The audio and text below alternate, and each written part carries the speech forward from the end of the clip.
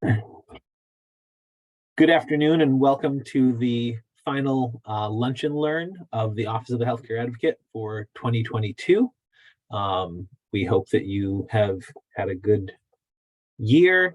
For those of you who are not aware, the Office of the Healthcare Advocate is a state agency that provides assistance to Connecticut consumers who are dealing with health insurance, health coverage, and health care to some extent issues. We have a team of staff attorneys, nurse consultants, paralegals, and consumer information reps who take your cases. We hear your issues. We work on them by, coordinating with and dealing with your insurance or your providers, as the case may be. So as Sean will mention at the end, please get in touch with us if you have a question or an issue, if you're experiencing a coverage issue, a claims denial, or anything like that. And I'll turn it over to Sean King, who is presenting for us this month. Thank you, Sean. Thank you, Adam, for that introduction. Again, my name is Sean King. I'm a staff attorney with the Office of the Healthcare Advocate. And today's want to welcome everybody to today's Lunch and Learn. Just want to make sure that these slides are working. Everybody can see my screen. If I'm not on slide 2 right now, somebody let me know, please. But you're overview of today's Lunch and Learn lesson is just a quick highlight of some of the distinctions between a fully insured health plan and a self-insured health plan. We'll give folks an idea of what the distinctions are and what the significance is of each one. Starting with fully insured health plans, this is what you generally think of when you think of insurance, similar to the way that, say, an auto insurance policy works or a homeowner's insurance policy works. When you buy a fully insured health plan, you are sending premiums to an insurance company, and in return, that insurance company is bearing the financial risk of any and all of the claims that you may incur. So like if you get into an auto accident, your auto insurer is going to pay for the costs of repair and anything else associated with that claim. In a fully insured health plan, similarly, the insurance company will receive a claim for health benefits after you receive healthcare services, go to the doctor, end up in the hospital, and the insurance company will be the entity that pays for those claims. They bear the risk. In addition to doing some of the other activities that they participate in, they manage the provider networks, determining how much those providers are paid. They receive claims, process claims. If claims are denied, they also have internal appeals processes that they manage to help resolve those issues. Sometimes insurance companies will also subcontract out some of these activities. So for one of the biggest examples is oftentimes an insurance company like Anthem or Connecticut will contract with what they call a PBM, a pharmacy benefit manager, to administer just the prescription medication portion of their health plan. And so that pharmacy benefit manager might also engage in some of the activities of managing their pharmacy networks, determining what drugs are on the formulary, where they're placed on the formulary, tier 1, tier 3, tier 4, etc. But generally speaking, even when those activities are contracted out to the PBM or the other subcontractor, it is the insurance company itself that is still bearing the financial risk of paying for all the claims. Generally speaking, fully insured health plans, they're required to comply with provisions of the ACA. For example, they can't have pre-existing condition exclusions. They have to be issued on a guarantee issue basis, so they can't deny people coverage based on health conditions, things like that. They have to cover a certain number of what they call essential health benefits that are listed in the ACA. For example, they all have to cover things like maternity care. They have to provide no cost sharing for preventive services, and those are specific services that are listed, identified through the Affordable Care Act. They have to provide for special enrollment periods. They have to cover adult children up to age 86. They have to provide continuing eligibility for that group of individuals. They're not allowed to place annual or lifetime dollar limits on the benefits that they pay out. So those are some of the ACA provisions that fully insured health plans have to comply with. They also have to comply with a federal law known as ERISA, the Employee Retirement Income Security Act. Some of the provisions that exist under ERISA that apply to fully insured plans include when it's an employer-sponsored group health plan, the employer may not discriminate among similarly situated employees regarding costs and eligibility. So employees generally, if it's a single employee on the health plan, they pay the same amount. If it's a family on the health plan, they pay the same amount. They have to provide for fair claims processing and appeal procedures. That's required by ERISA. They have to provide also eligibility for COBRA continuation coverage when you leave your job, for example. You have to have the opportunity to continue on the health plan for a period of time afterwards. Sometimes at a higher out-of-pocket expense for yourself to pay for the premiums without employer subsidization, but still under the ERISA law, fully insured health plans through employers still have to comply with those provisions. In addition, fully insured health plans have to comply with state laws and mandates. So if you're in the state of Connecticut, for example, we have certain mandates under state law that require preventive type coverage, fully 100% coverage of services such as ultrasounds for breast cancer screening. There's a cap on the cost of insulin per month and diabetes maintenance drugs per month in the state of Connecticut. Fully insured health plans have to comply with those provisions of state law, as well as certain benefits for treating children diagnosed with autism, providing for unlimited therapy visits so long as they're medically necessary, things like that.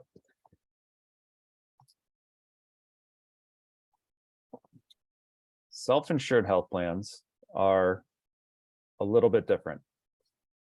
Under a self-insured structure, an employer, rather than an insurance company, bears the financial risk of paying all of the health claims on behalf of its employees. So rather than paying a premium to an insurance company and have an insurance company bear that risk, the employer is paying for all of the claims, all of the approved claims on behalf of its employees.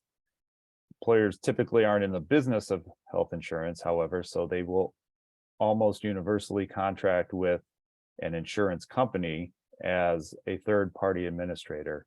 That third-party administrator, insurance company, will administer the health plan. They'll conduct certain activities like assisting employees with enrollments, terminations, applying for a COBRA continuation coverage that I just mentioned. The TPA will also help the employer design the benefit package, determine what benefits to provide and how much benefits to provide in certain cases that they're not already mandated under the ACA or ERISA. The TPA will again help ensure that the employer's plan complies with federal regulations, make sure that certain documents and notices get issued to plan participants and employees. And the TPA essentially acts. The TPA also acts as a fiduciary as well to the employer, and has a responsibility to the employer to number one, limit healthcare losses under the terms of the health plan, pay for only those things that the health plan requires, but also provide all of the benefits that the health plan says it will provide. In other words, there's a little bit less flexibility for the TPA to make exceptions in certain claim circumstances, whereas an insurance company under a fully insured health plan has some flexibility because it's working with its own resources to make exceptions from time to time and pay excess benefits under the health plan. Again, the TPA manages the provider network, processes claims, resolves appeals, issues payments, etc. Similarly to fully insured health plans, the self-insured employer has to comply with many provisions of the ACA, and all of the provisions of ERISA. In this way, they look a lot like fully insured health plans to most employees and to most people. The TPA is an insurance company in most cases, and they're going to issue an insurance card that looks just like a fully insured insurance card. It's going to have the TPA's name at the top, and usually it's the name of an insurance company. They're going to issue benefit booklets and benefit summaries, and they're going to look a lot like any other benefit booklet or summary that you get from a regular insurance company. When claims are processed or appeal or claims are denied, the explanations of benefits and the denial letters, again, they're going to come on letterhead that has an insurance company's name at the top, and it's going to look like it's sent out by an insurer, but it's really, in this case, in the self-insured case, it's the TPA that's sending it out on behalf of the employer. One major distinction between self-insured health plans and the fully insured plans is that self-insured plans, based on a preemption provision in the ERISA law, self-insured health plans are not required to follow state laws and mandates. So some of the examples I just gave that fully insured health plans have to follow include the breast cancer screening mandate in the state of Connecticut, insulin cost share caps, limits on autism benefits that are not allowed under state law. Self-insured health plans employers can have do not have to comply with those state provisions, and in that way, oftentimes they will not provide as robust a benefit to their employees as a fully insured employer might.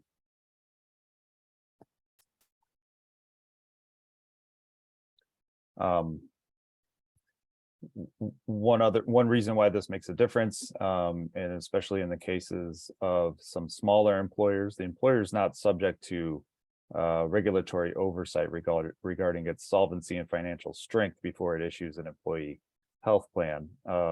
In this way, some smaller employers, when they take on that financial risk, are subject to a lot greater risk in terms of whether they'll be able to pay for all the employee benefits if there's some very large claims or a lot of volatility in the claims that their employees are making from year to year. One of the ways that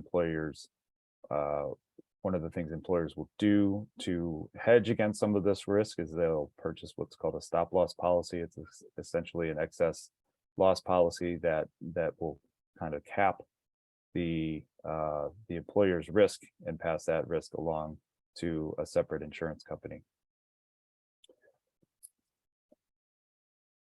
That is essentially my presentation for the day.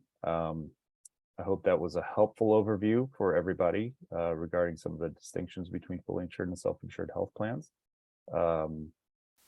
Again, here is our contact information. If anybody needs to get a hold of us, has more questions about these types of issues or any other issues related to their health plan or their health insurance and their claims, feel free to get a hold of us and through one of these methods on the last slide here. And with that, I will turn it back to Adam, and we'll be happy to take any questions.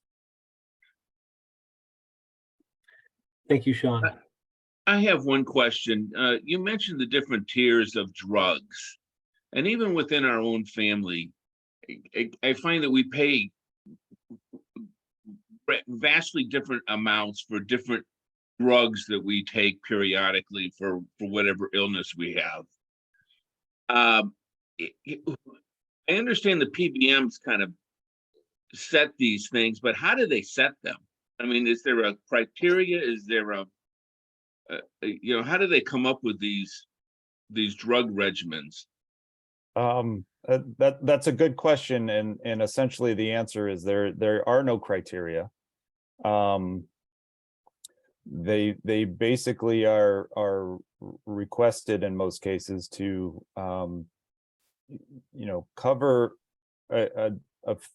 enough drugs to cover most conditions for people, and to find at least one drug that's gonna be applicable to most of the most of the health plans participants for whatever needs they may have. Now, oftentimes there are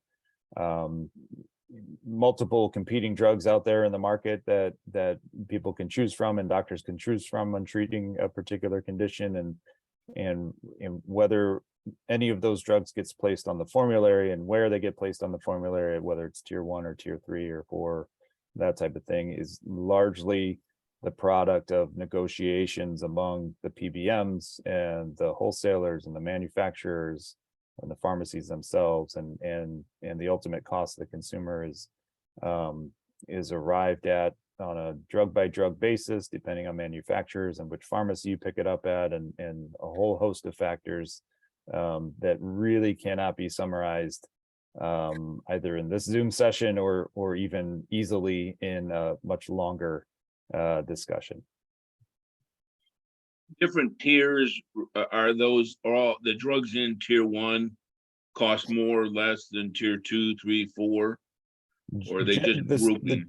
The general structure, and this is not a structure that's necessarily mandated, but the general structure as an industry practice is that a tier 1 drug is going to be the lowest cost share for the participant, and it's typically going to be a generic drug of some kind. And then when you move up from there, you might have a tier 2 that includes an inexpensive or very common brand name drug that they call them sometimes preferred brand drugs, things like that. There'll be a slightly higher cost share for those tier 2, and then you move up to tier 3 and it'll be a non-preferred or more expensive brand type of drug, and then sometimes there's a 4th tier that involves what they call specialty drugs that can get really expensive and come with a much higher cost share for the plan participant. But that's kind of the general structure, and some can differ in small ways, some differ in larger ways. Some don't have the 4th tier.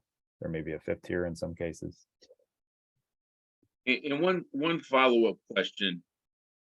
I was at CVS the other day, and a senior citizen was shocked that something that she was previously paying $30 for on a monthly basis had risen to $300. And the pharmacist said it was because the formulary had changed. Can they make those kind of abrupt changes? And is there any notice requirement to the consumer? That depends, and much like the distinctions between fully insured and self-insured health plans, that will depend on the type of health plan that you're on. We do have protections in the state of Connecticut against those types of abrupt changes, but in the case of a self-insured health plan, for example, the formulary might change pretty quickly. Usually you're given some kind of notice, 30 days, especially if the plan knows that you're on a particular maintenance drug, where you might get a little bit of a heads up that the drug is being removed from the formulary, moved into a different tier, something like that, so that you can make a few plans ahead of time to stock up a little bit, or to talk to your doctor about making those changes. In the case of senior citizens who are on Medicare, the prescription drug plans and Medicare Advantage plans, I believe, have a similar provision where they, you get a little bit of a notice ahead of time, but there's no prohibition against the plan making those types of formulary changes in the middle of the year. All right, thank you. Thanks for the question.